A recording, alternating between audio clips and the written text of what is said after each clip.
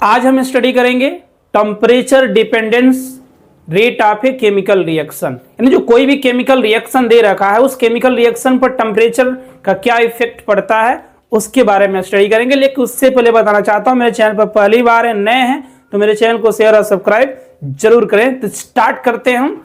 यहां पर आते हैं temperature dependence of the rate of a chemical reaction. Temperature dependence of the rate of a chemical reaction में ये होता है कि for a chemical reaction with rise in temperature by 10 degree the rate constant is nearly double. यानी कोई भी reaction दे रखा है उसमें हम टेम्परेचर अगर 10 डिग्री बढ़ाते हैं, इंक्रीज करते हैं, तो उसका जो रेट कांस्टेंट होगा वो क्या होगा, नियरली डबल हो जाता है। इस प्रोसेस को एक्यूरेटली अगर समझा जा सकता है तो वो आर्हेनियस इक्वेशन के थ्रू समझा जा सकता है। आर्हेनियस इक्वेशन के थ्रू इसको एक्सप्लेन किया गया, जिसको आर्हेनियस इक्वेशन को प्रपोज किया था वान थाप ने। इस चीज को एक्सप्लेन करने के लिए, temperature dependence of the rate of reaction को एक्सप्लेन करने के लिए वान थाप ने आर्हेनियस इक्वेशन के थ्रू इसे प्रपोज किया।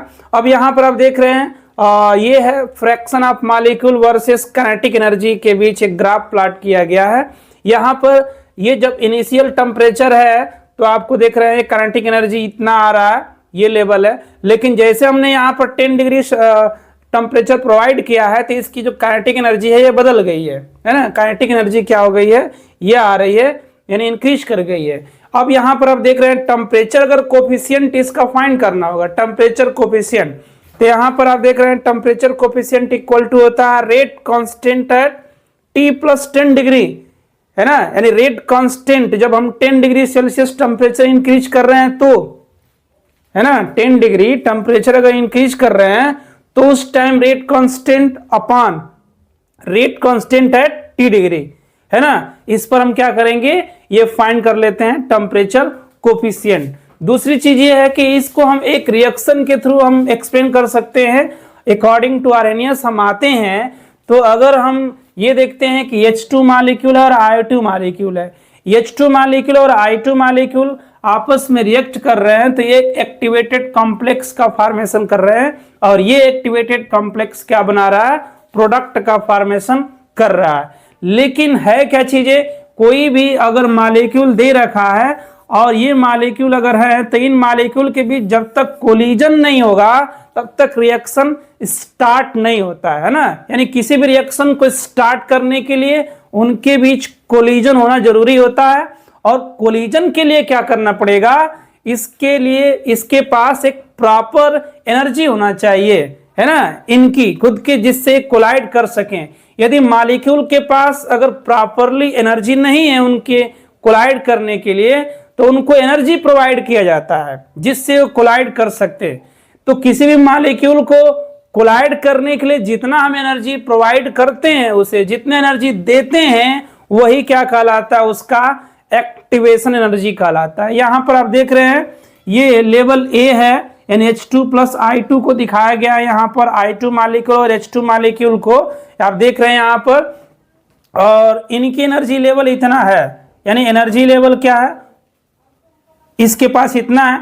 लेकिन जब तक ये एनर्जी लेवल इतना नहीं पहुंचेगा तब तक ये प्रोडक्ट का फॉर्मेशन नहीं हो सकता है। अब यहां पर एक पिक पॉइंट है, ये पिक पॉइंट क्या है, एक्टिवेटेड कॉम्प्लेक्स बनाने के लिए है, यानी इंटरमीडिएट का फॉर्मेशन करने के लिए है, क्योंकि जब तक इंटरमीडिएट नहीं बनेगा तब तक प्रोडक्ट का डिसाइड नहीं होगा कि क्या प्रोडक्ट होगा। तो सबसे पहले हमको इंटरमीडिएट का फॉर्मेशन करना होगा, यानी एक्टिवेटेड कॉम्प्लेक्स बनाना होगा। तो यहां पर आप देख रहे हैं H2 और I2 है, H2 और I2 के पास एनर्जी कम है, इसको हमको क्या करना पड़ रहा है, एनर्जी देना पड़ रहा है यहां तक पहुंचाने के लिए। तो जब यहां तक पहुंचाने के लिए एनर्जी हम जो दे रहे हैं उसको हम बोल रहे हैं एक्टिवेशन एनर्जी। अब यहां पर जो पिक पॉइंट है जहां से इंटरमीडिएट बन रहा है या एक्टिवेटेड कॉम्प्लेक्स बन रहा है, तो इस पॉइंट को हम बोलते हैं थ्रेशोल्ड पॉइंट, है ना, थ्रेशोल्ड पॉइंट, या इसको हम बोल सकते हैं threshold energy level. Threshold energy level क्या है, minimum energy required to activate और कोलाइड एनी कॉम्प्लेक्स, यानी किसी भी कॉम्प्लेक्स को कोलाइड करने के लिए या एक्टिवेट करने के लिए जो मिनिमम एनर्जी चाहिए वही उसका थ्रेशोल्ड पॉइंट होता है, थ्रेशोल्ड एनर्जी होता है। तब जैसे यहाँ पर हम इसको एक्टिवेशन एनर्जी प्रोवाइड करते हैं, एक्टिवेशन एनर्जी जिसको हम EA से क्या करते हैं, रिप्रेजेंट भी करते हैं यहाँ पर, है ना। तो जैसे हम प्रोवाइड करते हैं एक्टिवेशन एनर्जी, वैसे ही ये मॉलिक्यूल एक्टिवेट हो जा रहा है। यहाँ पर आप देख रहे हैं एक्टिवेट हो जाएगा, और एक्टिवेट होने के बाद ये प्रोडक्ट का फॉर्मेशन करेगा। यहाँ पर आप देख रहे हैं B से प्रोडक्ट बन रहा है 2HI। लेकिन एक चीज और देख रहे हैं, यहाँ पर A जो है ये ग्राफ आ रहा है, लेकिन ये डाउन आ रहा है। जब डाउन आ रहा है तो इनके बीच आप देख रहे हैं एनर्जी का डिफरेंस, यानी एंथैल्पी का डिफरेंस डेल्टा H आ रहा है ना। एनर्जी जो डिफरेंस है वो कितना है, डेल्टा H है। डेल्टा H का मतलब ये है कि यहाँ पर इसके पहले इतना एनर्जी था, लेकिन ये बना रहा है इतना एनर्जी, है ना, इतना एनर्जी बना रहा है। तो इतना एनर्जी बनाने का मतलब यह है कि एनर्जी जो है इसकी एक्स्ट्रा हो जा रही है, एक्स्ट्रा एनर्जी।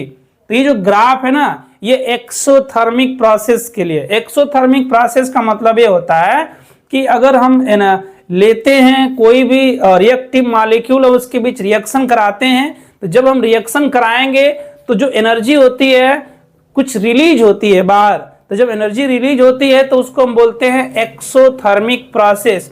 यहाँ पर अगर हम सपोज कर रहे हैं कि इस A के पास यानी H2 और I2 के पास हम मान लेते हैं कि 50 जूल एनर्जी है ना, 50 जूल एनर्जी है।